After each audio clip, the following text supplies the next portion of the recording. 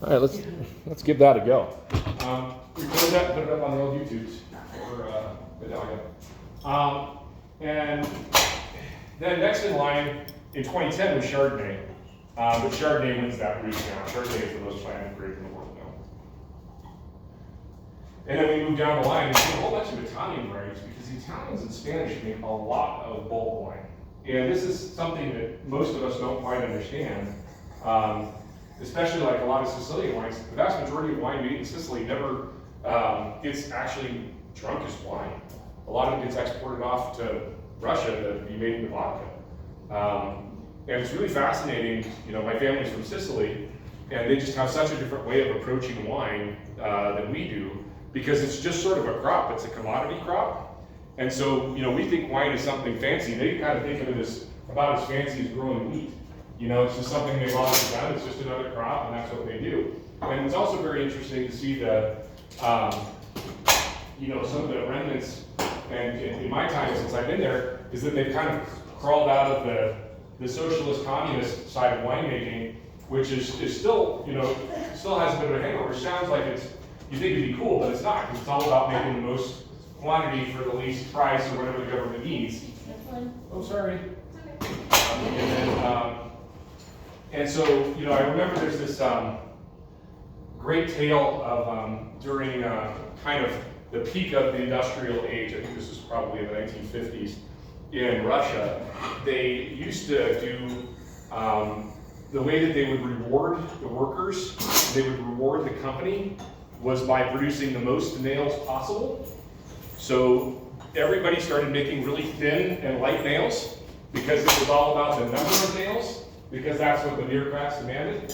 And then the next year they said, well, screw that, we don't want to just do that. So they're gonna reward the people on how many pounds of nails they produce.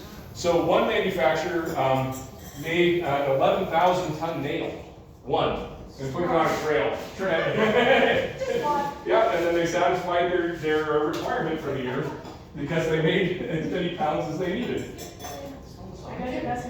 No, it's because I'm talking.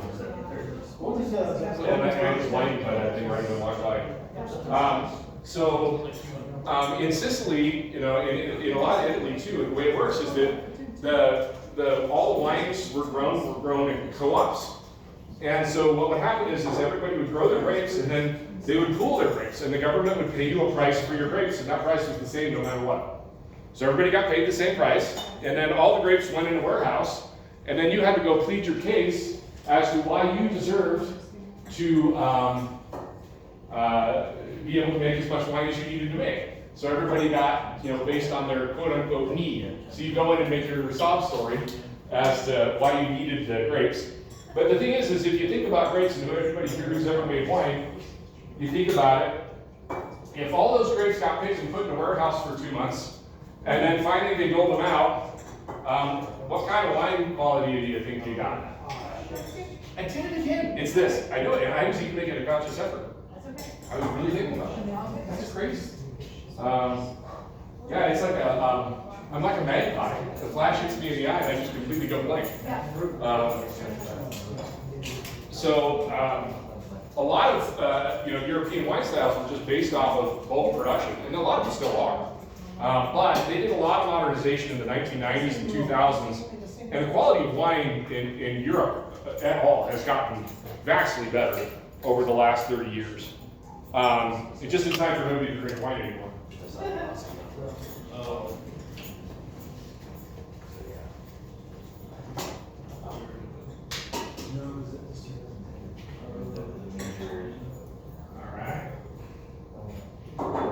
Let's go here. So we'll go with some of the more planted ones, but this is how it changed in 2020. You can look at how different the volumes are in just 10 years, how much has changed. And I imagine in 5 years, all of those bars are down across the board, that they're going to continue to go down for some time. And then this was Washington State. We grow a lot of Chardonnay and Riesling. That's my neck of the woods. I couldn't find great reports for New Mexico. I found all kinds of stuff, but not a lot of them made sense. So I'm just going to go over the course today. We're going to do Pinot Gris, Viognier, Sauvignon Blanc, Chardonnay, Muscat, and Riesling. No, not yet. You don't have Riesling yet. We're going to finish with Riesling. I've got 3 Rieslings. I've got an Alsace, I've got a Cabinet, and a Chardonnay. So we can do a little bit of, huh? So in order, we got Pinot Gris. Well, Huh? No. Viognier. Sauvignon Blanc. Chardonnay. Muscat. And there is no Riesling.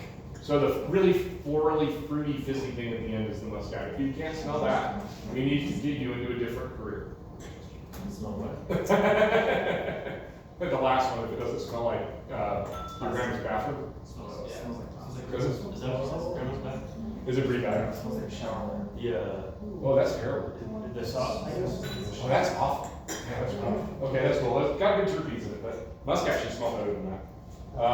Anyway, let's talk about Pinot Gris first. Pinot Gris is Pinot Grigio. Most people don't know that Pinot Grigio is actually a pink grape. It's a Pinot Noir. And it's been around for a long time. But yeah, here's the other thing that's crazy about grapes is they mutate. They change all the time. And if you ever grow, and almost all of them are born out of Muscat or Malvasia or something along those lines. That's the original grandparent of almost all grapes because they are unbelievably prone to mutation. In my experience, I grow Muscat in Colorado, our family does, and we've had it changed 3 times. We've had to become 3 different things. We've had to go from black Muscat to white Muscat, now it's kind of weird orange color. It's just, and it's not every vine.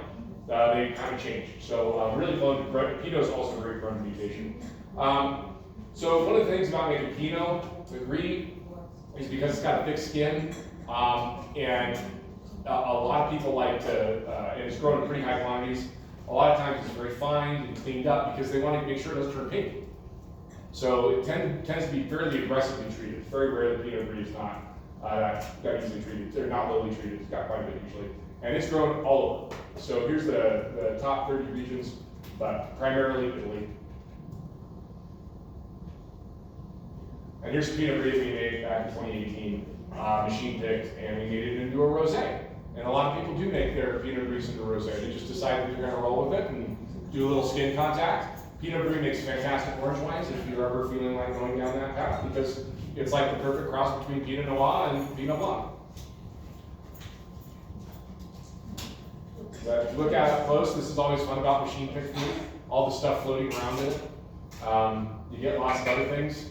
The great thing about machine picking is you get whatever's on the vine. And I've seen lots of amazing things come in over the years in machine picked fruit. You know, the lizards and the mice aren't so bad, but when you get a bicycle, that's always interesting. But, you know, we go back, I mean, we're talking, 700 years now.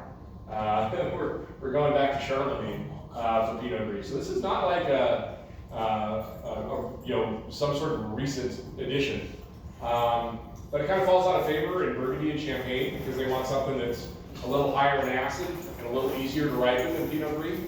Pinot Noir and Pinot Gris all really struggle from the same sort of thing, is that they tend to mold and rot pretty easily because it's a really tight clustered grape, which is crazy to me that they grow it in Champagne. But in Champagne, you're basically just trying to make acid water. So you're picking it at 16 to 18 bricks. And I think it's really interesting. One of the things I find fascinating about sparkling wine is that we chase the style that the French does because that's what they do, and so we think that's the way we need to do it.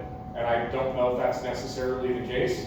But when you think about Champagne, it's really north, it's cold, it's wet, it's a really crappy place to grow grapes. So what they did is they picked it at 18 bricks. The best wine they could figure out how to do was making this acid water. Somebody figured out how to dump sugar back in it, and it actually re-fermented and made it bubbly. And then they claimed it's the greatest wine in the world, and we believe them. And now we chase the style. And I think it's pretty awesome. It is very strong. It is. And if you like to manipulate wine, the sparkling wine is unrivaled. There's just nothing where you get more free. You just total creative freedom. You've got blending. You don't have to have the same vintage. You have multiple varieties you can put in it. Nobody cares what's in it. I mean, when's the last time you went up and thought, hey, I wanted a 100%, somebody sometimes you want Blanc Noir, but most people don't care. They just want a brut or a dry or a spark. They don't care. Like, think about it. All the other wines that we have in America have labels. Like, it is this. And sparkling wine can be made out of whatever. It can be made out of Cabernet, Pinot Blanc, Trebbiano, whatever we picked up in Nambe. And we'll call it rosé and we did. Anyway, little science. In Pinot Gris, DNA is missing. So you have Pinot Noir, a little chunk of DNA is missing, and instead of having 3 layers of skin, you get 2. You get Pinot Gris, and then another piece of DNA breaks off, and you get 1 layer of skin, and it turns white. But they're all the same, basically, which is kind of interesting. You have no layers of color in Pinot Noir. And sometimes, in the same cluster, you can pull a grape, and you'll find Pinot Noir, Pinot Gris, and Pinot Blanc all in the same cluster. Because it's that run kind of. Anyway, I'll leave that alone at that. I think this is a little more than I want to. Cool. Pinot Grigio, this is, yeah, go ahead. With the finding different colored grapes, is that related to veraison, or will it be like that at the end of the season? Yeah, veraison, so all wines go through veraison. Yeah. So for those of you who don't know, veraison is the process of a wine going from green, wine grape going from green to red. And even white wines go through veraison. They go from really hard green to more of a yellow. So that's as the skin starts to oxidize and break down, and as sugars go up. That's what veraison, the process of veraison is. And so all wines go through it, even if they are red or white. Key difference. And so Pinot Gris will get as red as you kind of want it to. We have a lot of control over how much color and how much tannin ends up in the skin of the grapes. And we do that through our farming techniques.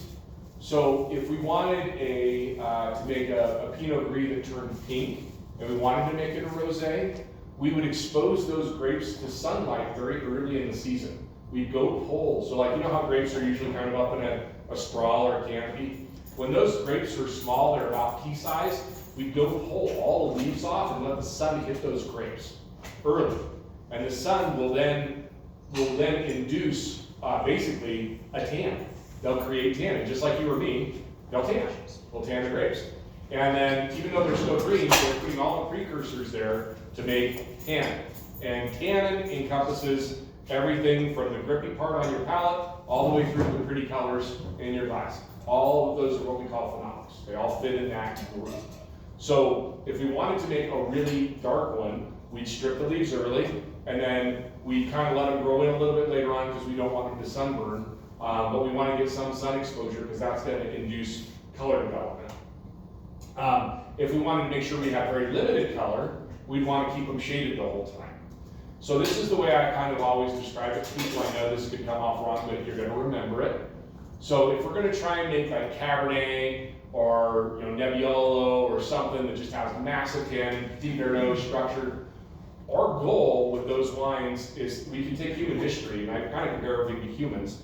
If you want to make those kind of wines, you want to make the equivalent of the skin type that people that live in sub-Saharan Africa. We want it really dark, we want it really tough, we want to be able to handle lots of sun. Because all of that sun exposure early on makes that grape evolve into a dark skinned grape. It gives it all the precursors to get dark skin so it won't sunburn. But that dark skin, then we can extract into the wine to make a really dark wine. And then alternatively, on a white grape, if we want to keep the phenolics and tannins to a minimum, we want to make Sauvignon Blanc. Your goal is kind of make a Scottish ginger. You want something that's never seen sun. You want the skin thin, you want it pale, you want it light, because you don't want anything there to extract. But at the same time, if it ever does see sun, it's going to just burn. So you want to keep it shaded the whole season. So those wines, instead of pulling leaves and exposing them to sun so that they can adapt over the course of their entire evolutionary, because the whole evolutionary span of one cluster of grapes is like humanity through its whole entire time. So in this case, like a Sauvignon Blanc or something, or Pinot Gris, where we're doing a Pinot Grigio, we're trying to keep the color down. You keep those grapes sheltered the whole time. You keep them hidden from underneath. You keep them hidden under a big canopy so that those grapes never see sunshine. And that'll help keep tannins and drippiness down. So it just all depends on how, almost everything that we do in the winery is a response to what happens in the vineyard. And this idea that there's like winemaking and grape growing, that's a misnomer. It's all one process. And to make really great wines, you have to do it all. You have to go all the way from the soil, all the way through to the winemaking process. You know, we picked up some grape juice today, you know, because this is what we're gonna do. But if you really wanna get full-on immersion, you've gotta be in the vineyard, growing the grapes, you know, because that drives everything. You know, that drives your style. It's going to drive the base of all of your wines. You know, and so you need to kind of be there on that. So anyway, what I'm trying to say is that Pinot Grigios in Italy tend to be grown fairly high tonnage per acre, fairly big canopies, trying to keep them from getting a lot of sunshine because they won't color later on. Now, when they bring them into the winery, they typically do quite a bit of cleanup on them. So it's not unusual for them to be heavily fined. We're going to talk about fining, which means they're going to add stuff to the juice to take junk out, to take the proteins or the tannins and the color. They're going to strip it down. And we'll talk about juice purification. I don't want to get too caught in the weeds on that right now. But Pinot Grigio should be like the simplest, lightest, most food-friendly, non-offensive, just go ahead and have a glass of wine. And it's fairly inexpensive. I mean, in fact, we get this from Italy at $10 a bottle. Packaged is bonkers to me. Another thing that's fascinating, you may not know, a huge amount of wine that we get in this country, definitely in England, isn't bottled in that country. I'm not sure about this one, but even though it says bottled in Italy, it's bottled here. It's bottled in customs. Because technically customs, it hasn't entered the country yet. So in New Zealand, when I worked there, we dispatched huge tankers, like a sea container, like you see on the back of a semi, 5,000 gallons, and we'd ship that off, and that would go to customs in port, but it's technically in port, and there's bottling lines in port. And so they bottle it in port because that way they don't have to ship the glass all the way across the ocean. Like they do ship the wine, the glass, half the weight's the glass. So it saves a huge amount of money to be able to package right where the product is made. And this wine, I don't know if you guys want to do the smells like snozberries, but I just kind of, for me, it's always like lemon, kind of some basic pear, just non-offensive, estery, white wine. I don't know.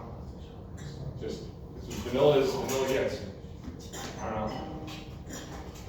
Dairy Queen soft serve with a wine.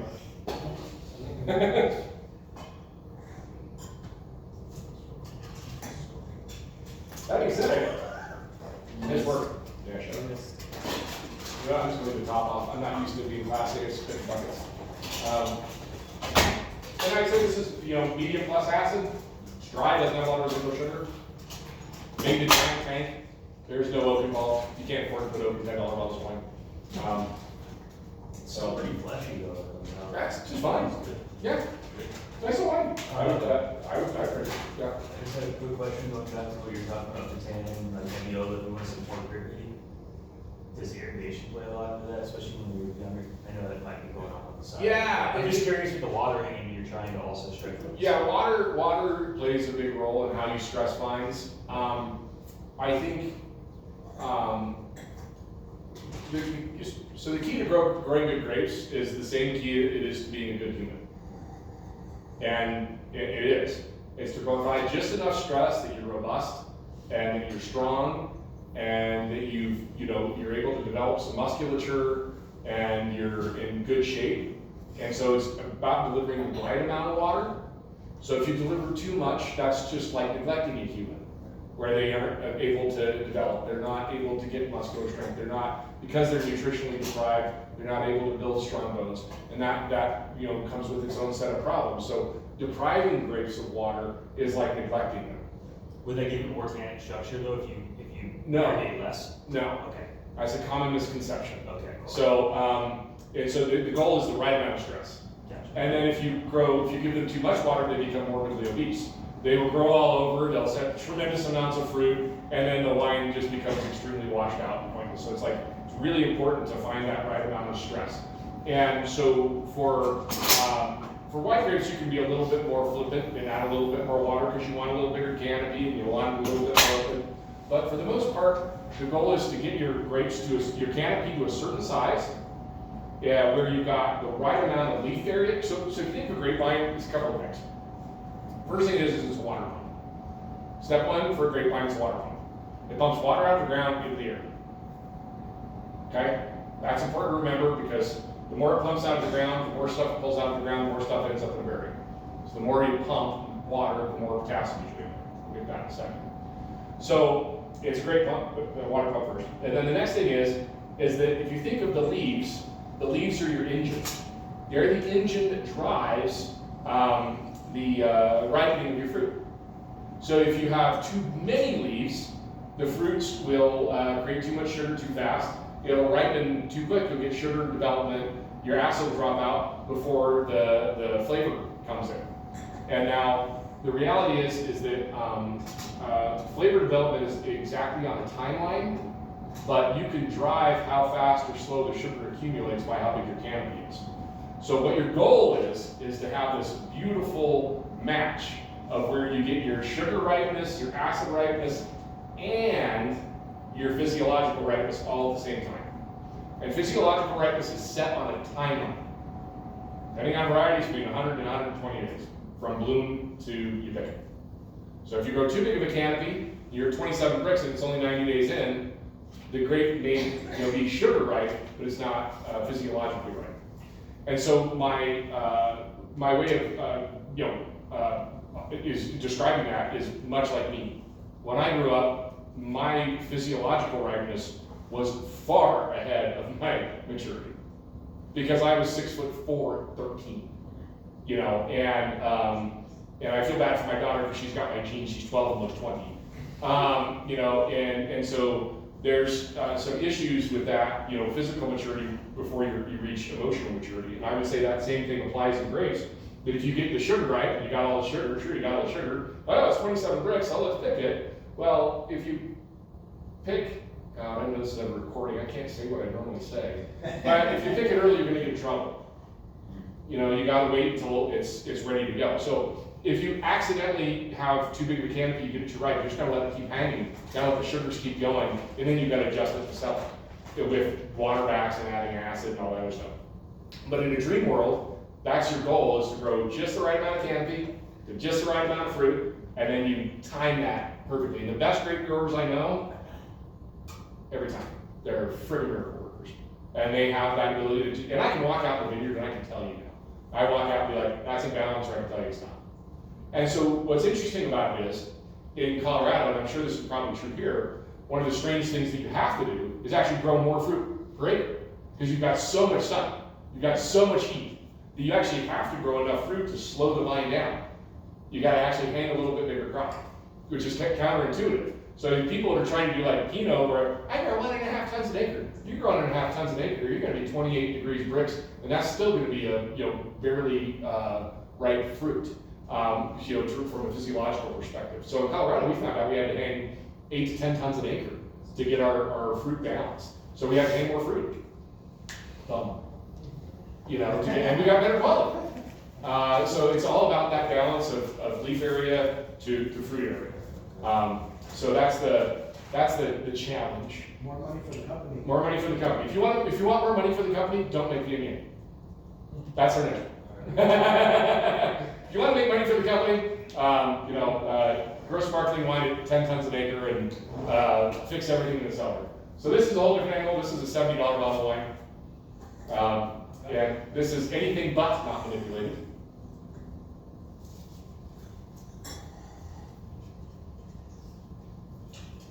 I'll bet there's ever been a 15% alcohol. It says 14.5 on the label. I can promise you that's a lot.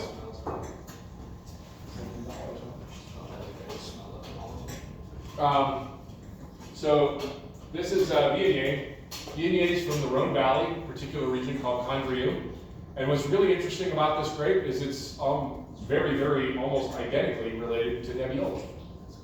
This is the white version of Nebbiolo. So, because it's the white version of Nebbiolo, it sucks in a lot of things. Well, it's good at some things. It makes a ton of tannin. It's a very tannic white wine. It's a big, powerful tannic white wine. It makes terrible to dejuice. Like Sauvignon Blanc, you'll get like 170 to 180 gallons per ton. Viognier, you get like 110. It's just really pulpy. It's hard to dejuice. And on top of that, to get the kind of flavor profile you need, you really have to get it pretty ripe because it doesn't develop early. It's got to get really ripe. It's got to get out there. It's got to hang out. It has a long horizon before it reaches maturity. So Viognier is kind of a tricky one, only in the best climates. I do think you'll probably do pretty well here because it's a hot climate, it likes to get cooked. And I would think that it's pretty good. The best Viogniers I've ever had have come from Colorado and Arizona. Yeah, I've worked with them in Arizona, and I did some staggering picks so that way we pick some early to have the higher acid content Yeah. to make with the ones that we pick later. Because these can get blown out pretty quick. And this has probably gone through mallet. It tastes like it's gone through some level of mallet, oily feeling in your mouth. So it's gone through some secondary fermentation. And so it's a really fun, it's peach, pear, apricot. You can do a lot of different things with it. There's not really a style. I've had 12% alcohol Viogniers that are just really lean, clean, non-existent, and then I've had Viogniers that are in the 16% range that are on skins. They're like these big, luscious orange, just monstrous, almost big, you close your eyes and swear it's a red wine. So it can go a lot of different ways. It's kind of fun. You can play around with it, and because it's such a rare grape, you kind of get a little bit of freedom. There's not really a style associated with it. But it is tough to grow, it's weedy, but it's, it is fun. For me, it's fun to make. I recommend leaving your glass out, keep swirling it for a bit, and it'll probably keep opening it up. Because these wines can age for a long time. Pinot Grigio can go for 10 years pretty easily.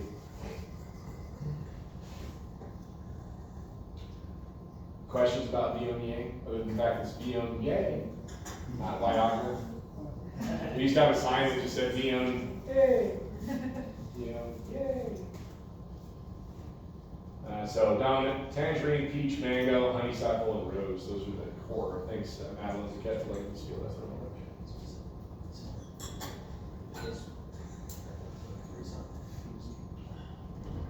All right.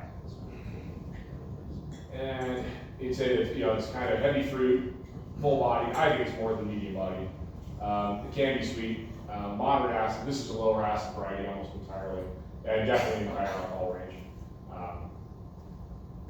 And then global acreage, there's not a whole lot of it. In all of France, there's 2,500 acres. In all of the U.S., there's 590. There's some. Yeah, it's not much. Well, it's not. There's less than 18. It's not on here. Yeah. And I know it's less than that in Colorado, because in Colorado I was like 7. It's about that. So we're, together we're almost a year away. Yeah.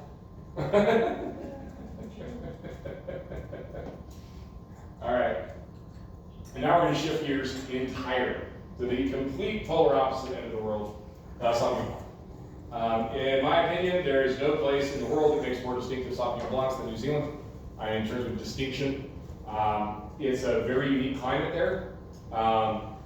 Even though it's originally a Bordeaux white, Sancerre is its original home. Sauvignon Blanc is one of the parents to Cabernet Sauvignon. Cabernet Sauvignon is Cabernet Franc and Sauvignon Blanc that have a baby. It's a natural crossing that just occurred. This is one of the most aromatic white varieties, very distinctive, and it has some unique properties to it. And the things that I really like about Sauvignon Blanc is that you can drive the aromatics quite a bit through vineyard practice and through fermentation practice. So Sauvignon Blanc is not just necessarily what it is when it comes in from the vine. You can push it around as a winemaker. In these wines, many of the aromatic compounds, that sort of passion fruit guava aroma, that tropical aroma, those are liberated by yeast. Yeast make that. And the thing is, they cleave that aroma off of some amino acids. And so if you want to have really guava, passion fruity, Sauvignon Blancs, you can manage your vineyards in a certain way to make it that way. Yeah, grapefruit. But if you want to manage your vineyard a different way, you can make it smell like bell peppers. So Sauvignon Blanc is really fun because you can push it around a lot in the vineyard and in the wine, from a stylistic standpoint.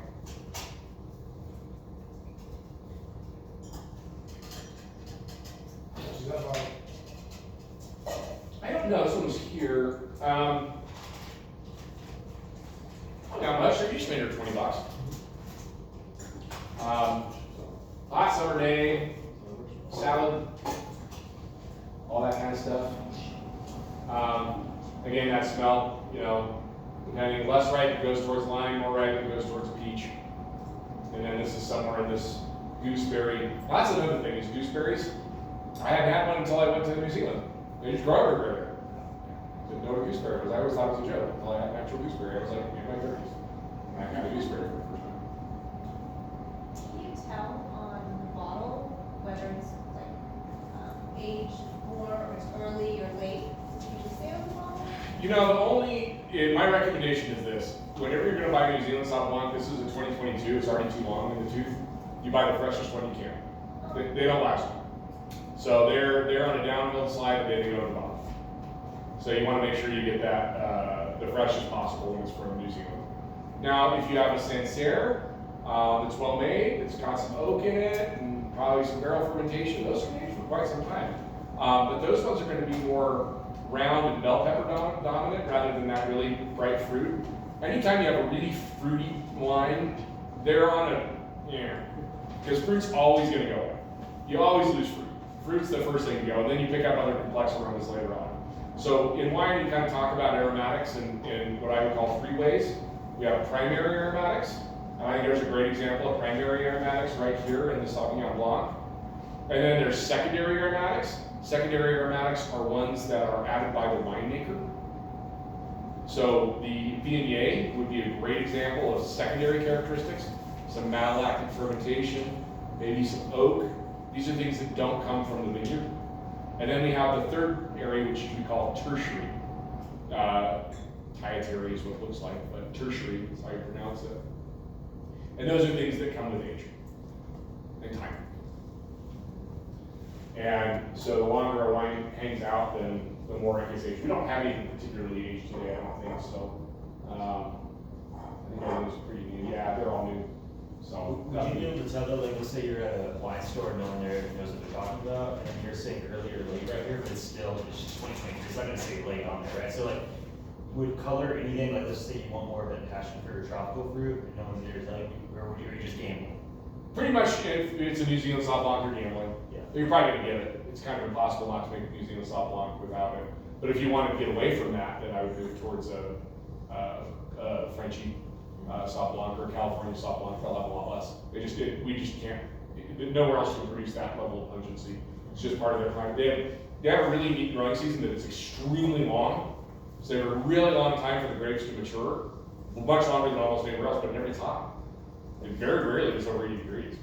So it's really cool. They have a really long growing season. Like bud breaks in February, well, the equivalent of February here, and then they would pick in the equivalent of October.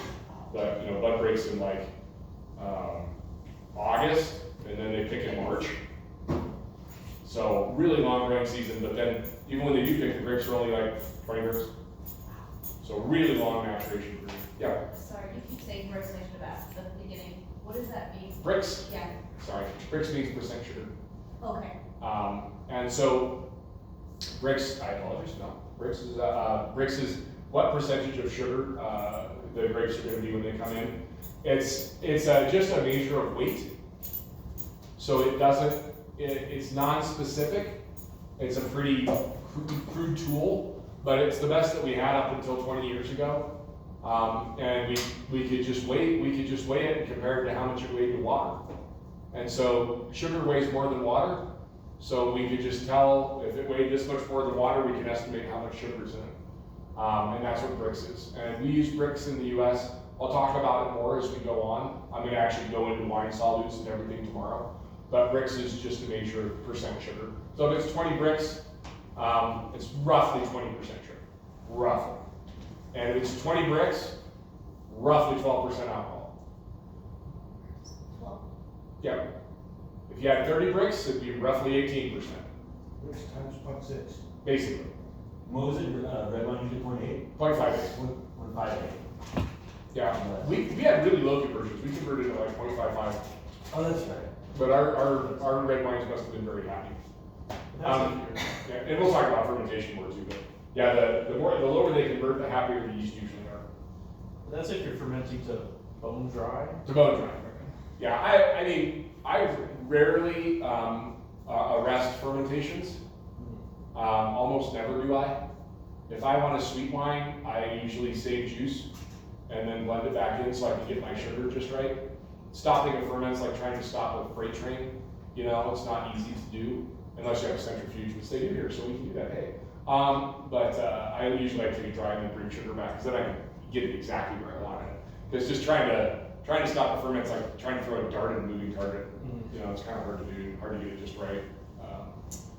So how does that work with something like Moscato, something so low ABV? Are they pulling it off least earlier? Yeah, most Moscatos, and you go to Europe, they have a lot of centrifuges.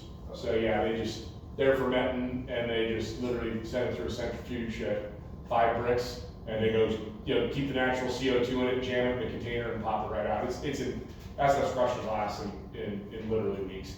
It's like making soda pop, super fast. That's why those wines are so. I mean, $8, whatever. Yeah.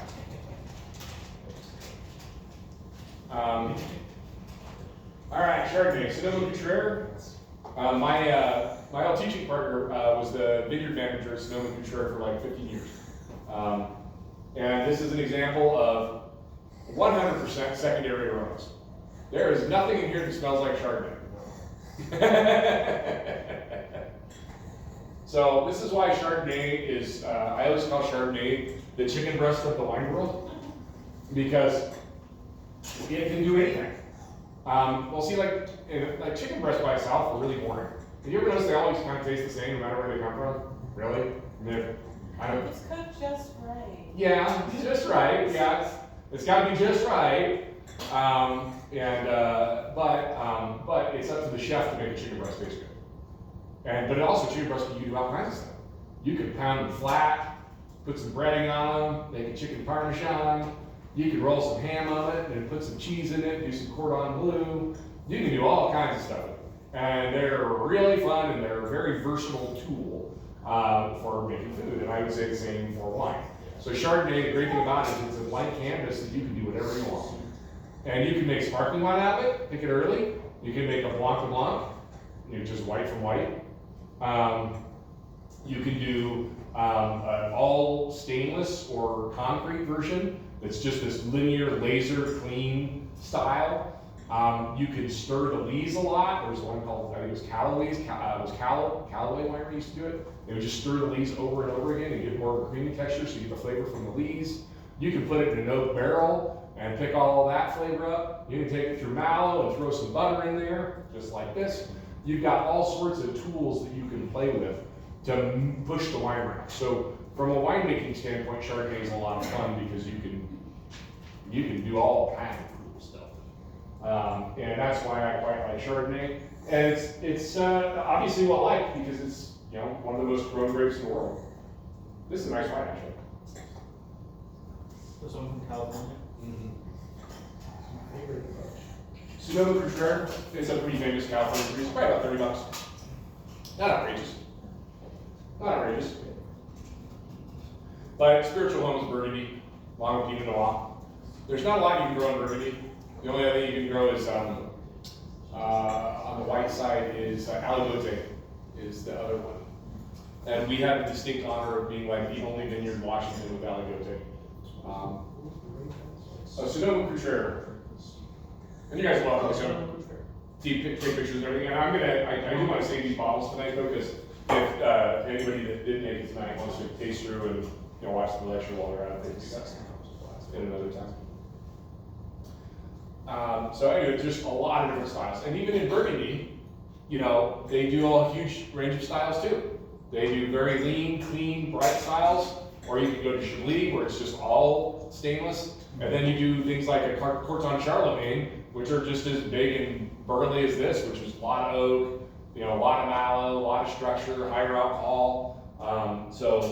Realistically, hugely diverse styles, and they're kind of all over in the world. But what's interesting is that, the Riverlands in Australia is one of the largest Chardonnay growing grape regions in the world, outside of some of the other places. But we got it all over. It's grown all over. So a lot of California, a lot of everywhere. But looking at this, because it separates North Coast and South Coast California, does it make US the biggest producer of Chardonnay? I don't think so. I don't think we're even close. I actually don't think this is right. Yeah, This is not right. I can assure you that France has far more than that. Okay, that makes more sense. This is not right. I borrowed this from my teaching partner. Yeah, because they don't have champagne. That ain't even close. I think Ukraine's. Yeah. Yeah, look at that. Yeah. It's we'll pretend that's not there. That's a bad introduction. This is correct though. But flavor profile can be everything from cool climate, Chablis. They talk about the minerality in Chablis a lot. That comes from sulfur. They use a lot more SO2 in the wines, and you can drive that style. Moderate climates, they're more like citrus and peach. They're warm climates, you get the more exotic, big peach, pear, apricot, pineapple. The Sonoma Picture is pretty ripe. And then you can take it through that second fermentation and do all kinds of stuff with it. This is that sort of picture. It's really a winemaker's wine. We can influence style with all kinds of stuff. So this is what I would say, this is an example of secondary characteristics. Put smoke in it, definitely. Warmer fermentation, most likely, you get that rounder, richer mouthfeel. Go back to the Pinot Grigio, that's a cold, cool ferment. I can promise you that. Very slow, because it's got that really linear flavor profile. If you want that bigger richness, you ferment a little bit hotter. You said yesterday too, but you said every time I bring it up, the hotter the fermentation, the more flavor? No, the more mouthfeel. Mouthfeel. Yeah, but it's a sacrifice of aromatics. And then the colder or the slower. You get more aromatics. More Yeah. So if you ferment, it's pretty easy because yeast tastes like something. So if you ferment a little warmer, you get more yeast. The more yeast you have, they contribute a lot of flavor to the wine. If you ferment cooler, you're going to have a lower yeast cell population. They're going to struggle a little bit more, and you're not going to have as many of them, so you don't get as much yeasty flavor. And yeast does taste like you've tasted lees, I'm sure. They have if you haven't, you will by the time you're out of here. Yeast lees are amazing for you. All the dead yeast at the bottom of the tank, fabulous for you. Fabulous, super good for you. Loaded with B vitamins. All the stuff you need to process alcohol in your liver is in dead yeast. They're just a big fat B vitamin. Loaded with B vitamins. You should package that. You should. They do. Yeah, Yeah, sure. why not package it in like, hey, this is for your hangover.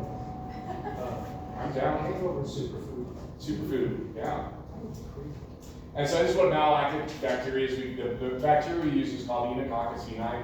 There are many other lactic acid bacteria, so you're probably familiar with many of them that make yogurt. One we use in winemaking is called Enococcus, and what they do is they eat malic acid, and they make a little CO2 and turn it into lactic acid. Malic acid has a pretty sharp, bright taste. Lactic acid tastes like yogurt. It's got a very different flavor.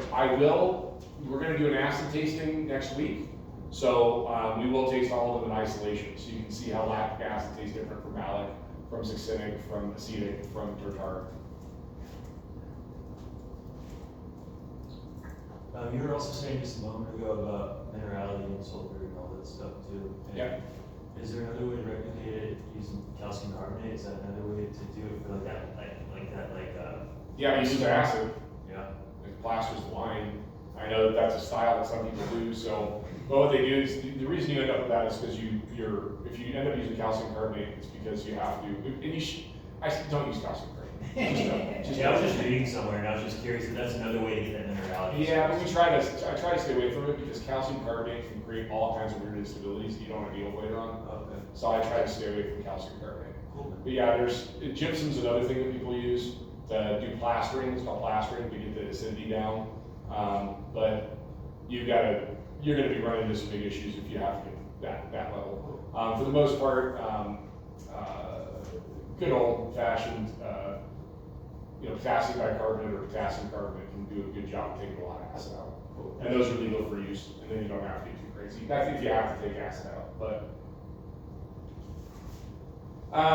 All right, Muscat varieties. This is the ancient Muscat of Alexandria. I mean, this comes out of the Middle East, which we all have to remember. What's crazy is like almost all viticulture and grapes come out of modern day Iran. It was the Persians that kind of started all this stuff, and the Georgians, and that's all. It's funny we talk about it, but they're like right there. It's such it's always interesting to me just how when you go there, just how tight it all is. But Latin stud musk is a very old variety. We know it goes back at least thousands of years. We know there's at least 200 varieties, but there's probably more. Because even when you got a variety, it changes. Most notable is the Muscat Blanc Petit Grand, and that's the one that they use, and it can make some amazing dessert wines. And it can get, I think Muscat in its best form is a dessert wine, where it's made into fortified wines.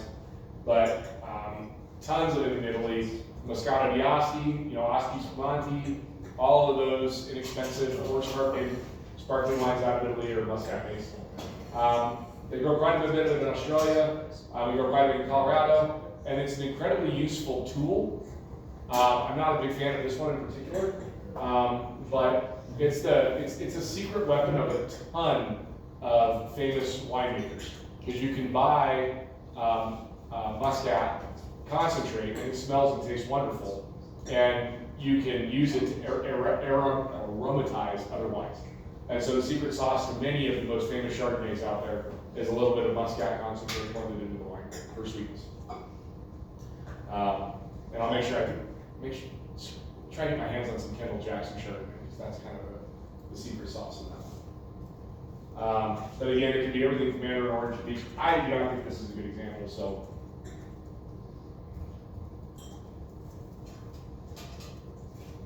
It's okay. Not so you taste it, but it's got some. But really, Mandarin orange, rose, peach. It's kind of a fun one, but it can be a great tool for bringing. Like I said, now, that being said, for Riesling, one of the magic things you can do is just a few percent Muscat and blend it in, and you suddenly get some really nice aromatics. They do that a lot in Alsace. In Alsace, they grow Muscat, they do birds, they do a lot of Riesling, Pinot Blanc. That's kind of their core essence is those wines. And for those of you who don't know what Alsace is, it's this little piece of land that's neither German nor French, and it changes depending on who's in power. And one of the interesting things about their terroir is, which is the essence of those wines, is that a lot of it has to do with the blood and decomposing bodies that have been killed in that area. It's one of the most, almost, in that region, almost more people have been died and buried in history than almost anywhere else on Earth. And also they have a huge amount of leftover munitions, just the blown up stuff, and metal from and lead and things from all the years of conflict. So you can taste the gunpowder. Yeah, perhaps that's part of the magic. They can speak a lot of them speak their own language, Alsatian. They kind of consider themselves their own culture. It's a beautiful place. Strasbourg, if you ever get a chance to go, it doesn't look real. You just can't believe you're in a real place. It's pretty remarkable. So that was the Riesling. So we want to go ahead and pour out, because this is what we're working on. So there you can pour out and pour out in one glass. I don't care, just give me 3 glasses. So we're going to do 3 different styles.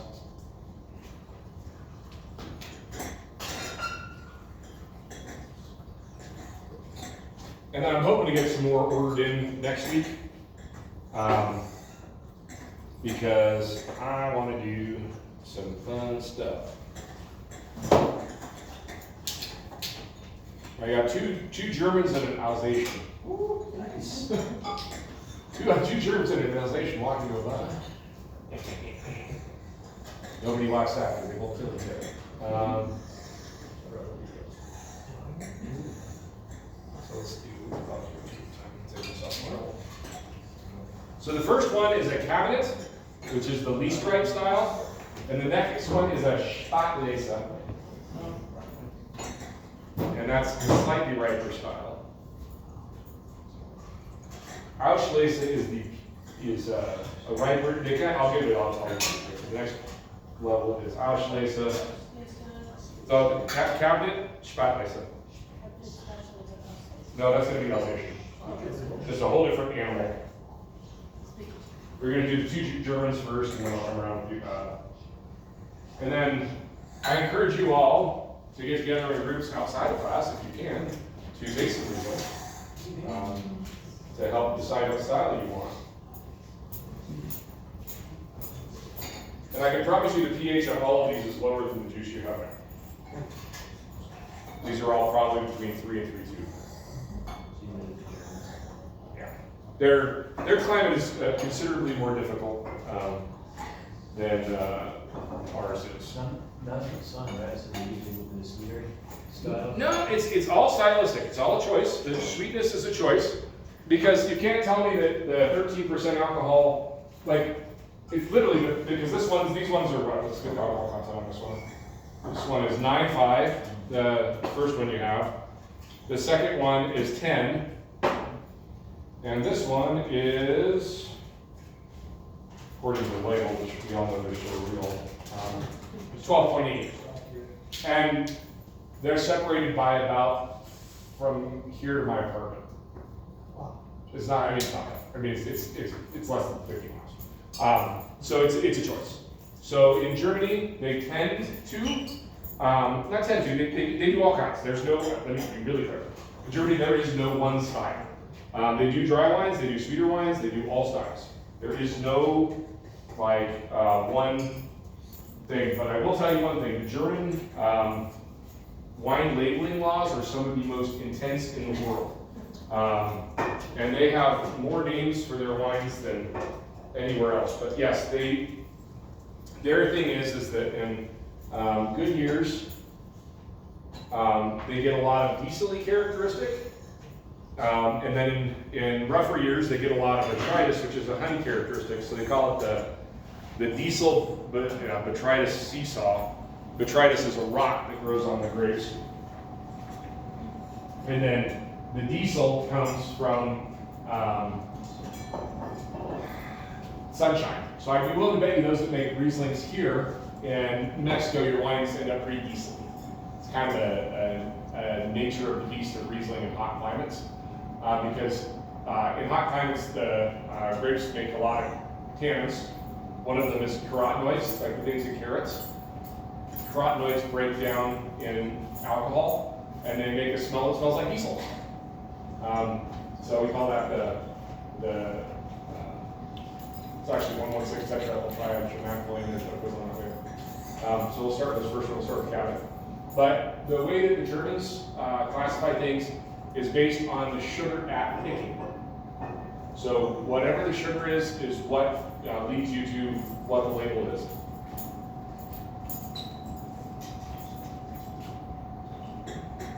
And they don't, this is nice and blow dry. 9.5% alcohol, good natural acidity. The cabinet is the most, one of the most basic in terms of really classified wines. They all have different names. This one is, I'm sure we're right.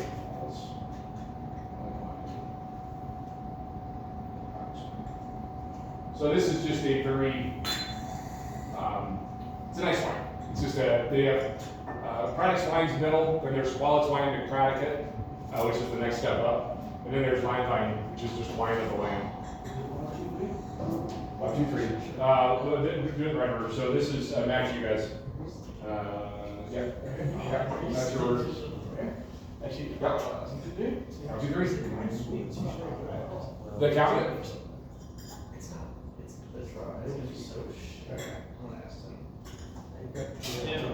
So I went to an antique store and I found a bottle of dry Riesling from 1989. Oh man. And I bought it. How was it? I haven't tried it yet. Should I bring it in? Sure. It's good taste like shit. And Mike, where's it from? Germany. Pretty good. Rieslings are some of the longest aged wines in the world. But the reason they age forever is they load them up with sulfur. They, I got some JJ Prum, Jojo's Prum wines coming. I've never had a JJ Prum wine with under 200 parts per million. They really like to crank their sulfurs, but they'll age 30 years, and they start to taste like honey after. It kind of smells like, it's kind of seeping a little bit, but. Give it a go. I mean, what's the worst that could happen? Yeah. Well, you can't bring it because we can't bring wines in Oh, here. well then, I'll have a party on it. There you go. We'll have one. We'll have to figure out how to do it the last day. So the next one's a little bit riper in style. These are both fairly, I think they're both pretty dry. I don't get a lot of sugar in them. I don't know if my palate's just off. Anybody else? I just think it's a 9% alcohol wine, so it just doesn't have as much weight in the body. I think there's a little bit, you're getting that in the mouthfeel, but it's not like super sweet, probably No. dry, Like I said. not bone dry, but. It's not much. But just enough. Go on.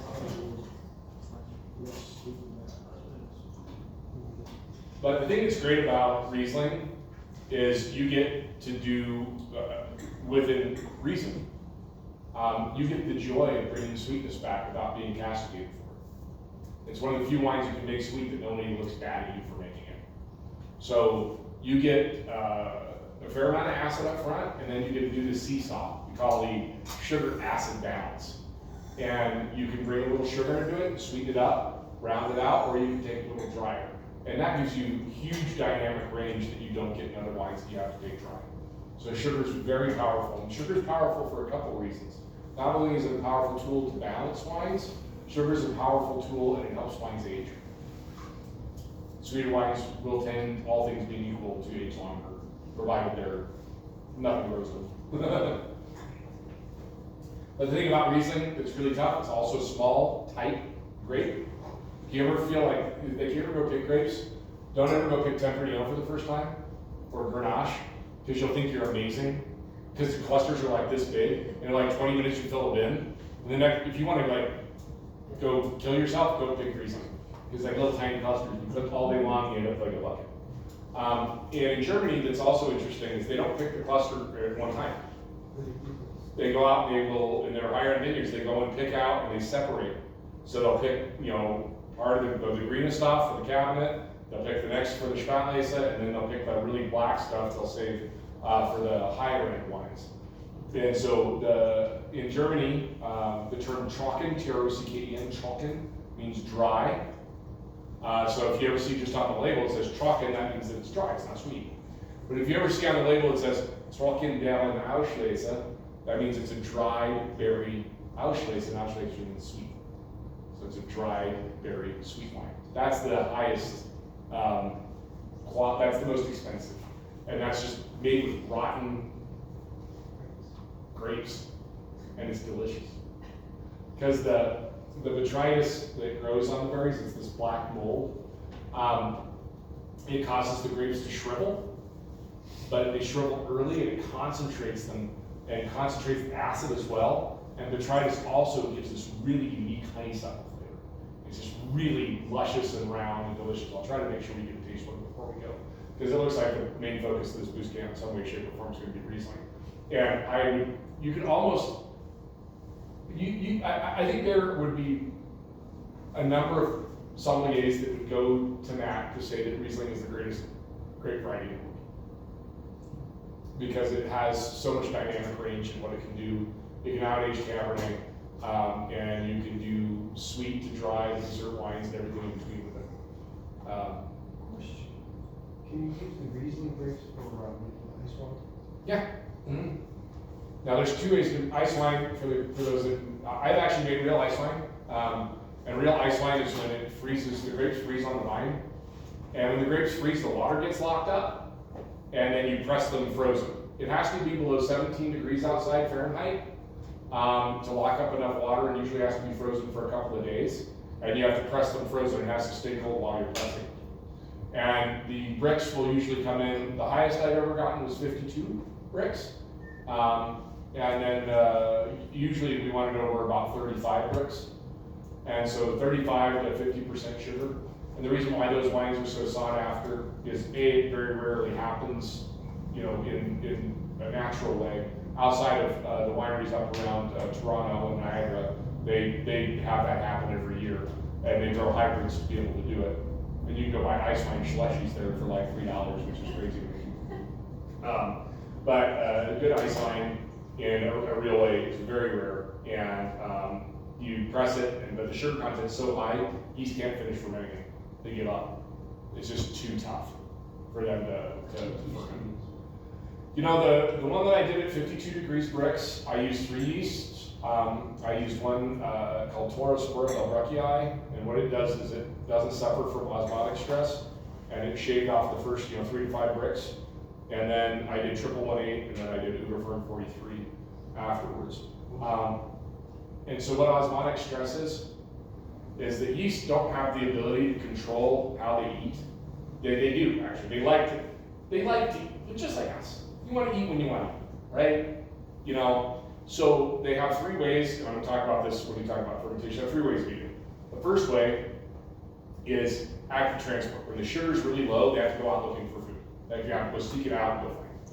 What they really like is called facilitated diffusion. That'd be like you sitting around and a hamburger's right here, you just reach over and grab it. But then the other one is just straight diffusion, when they don't have a choice. And it's like the equivalent of making yeast into having a foie gras. They're just being force-fed sugar, and it's coming into their cells so fast, they don't know how to process it, and so they freak out, and they make vinegar. And that vinegar eventually ends up inhibiting the ferment. And then they struggle, and then once the alcohol's there and there's a bunch of sugar, it's just too much, and they give up and die. And it makes the wine naturally sweet. But you have to understand that in history, sweet wines were always the most highly sought after. Always. Sweet wines absolutely were always the wines that people want. This is a big thing that we are all on our hobby horse right now about dry wines. Through all of history, sweet wines were the most highly prized. The Romans even put lead in their wine to make it sweet. It explains it all. But because lead doesn't ferment. But sweet wines have always been the most sought after because we couldn't keep things from fermenting. They're going to. You don't have a choice. It's going to go. So having wines that could stall and were sweet were always the most highly sought after. To give you an idea how recent of a phenomenon this is, because I live in, I think of everything in modernity is so new. But the year that we drank more still wine in America than fortified wine was 1967. 1967, we drank more fortified wines, wines that had alcohol added to them to make them stable to ship, than we did just regular still wines. 1967. So in my mind, that's like not that long in the wine world, because we're talking, 4,000 to 5,000 years of history, at least 3,000, no matter how you look at it. And always sweet wines were the most sought after. And as a matter of fact, I think champagne, the reason it exists was they were trying to make sweet wine. They'd add grape juice back to the wine, and then they'd serve it, but eventually it would get fizzy. And then you'd sell fizzy wine. So we always try to figure that out. And so dry wines are a fairly new phenomenon.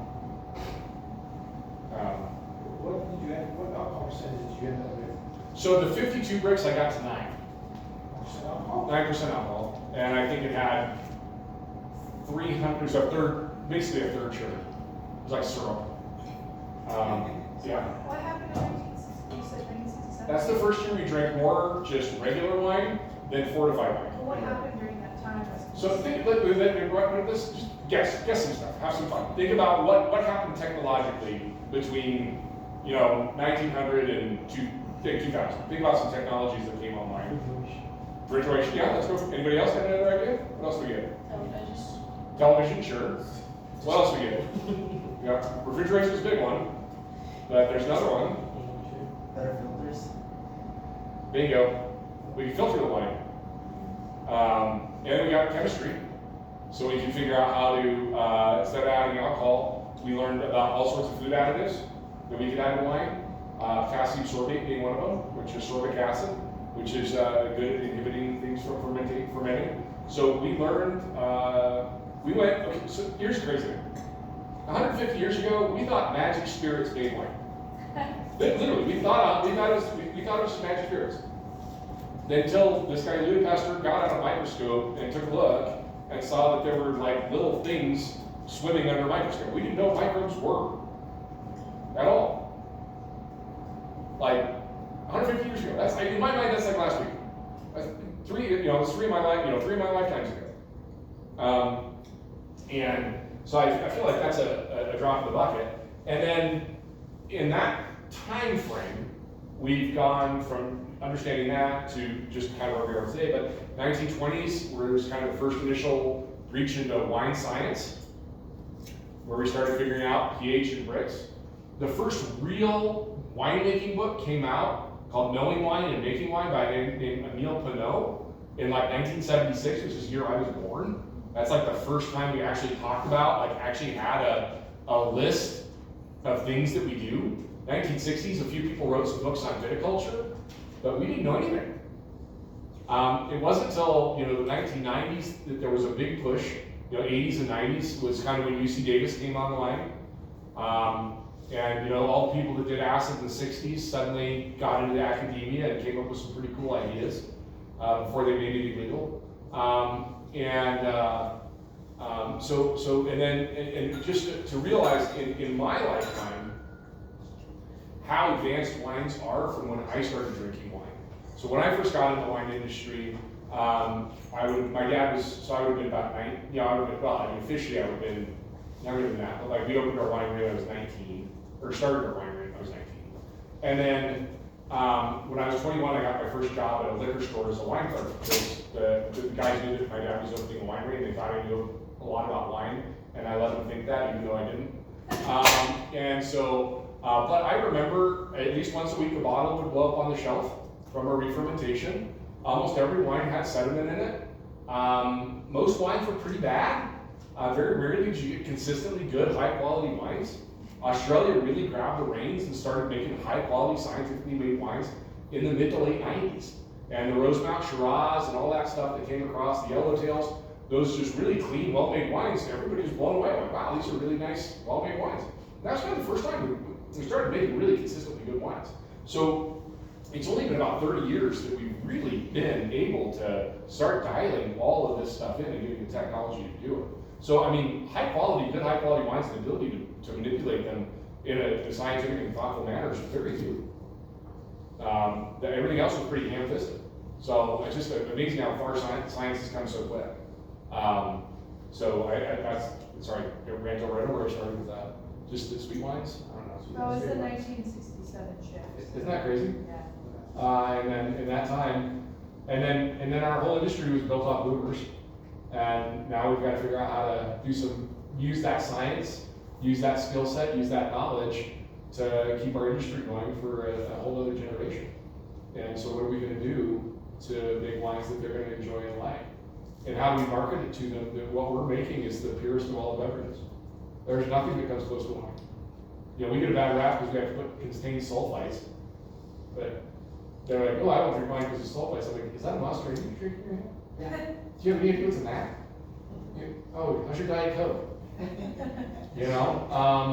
We've been using sulfite for 3,000-4,000 years as a preservative. So anyway, I digress. Flavors were Riesling version. Yeah. Cool. So a couple different flavors, a couple different styles to start to put some vernacular in your head, smell things, taste things. Because I kind of jumped the shark a little bit. Questions, curiosities, otherwise?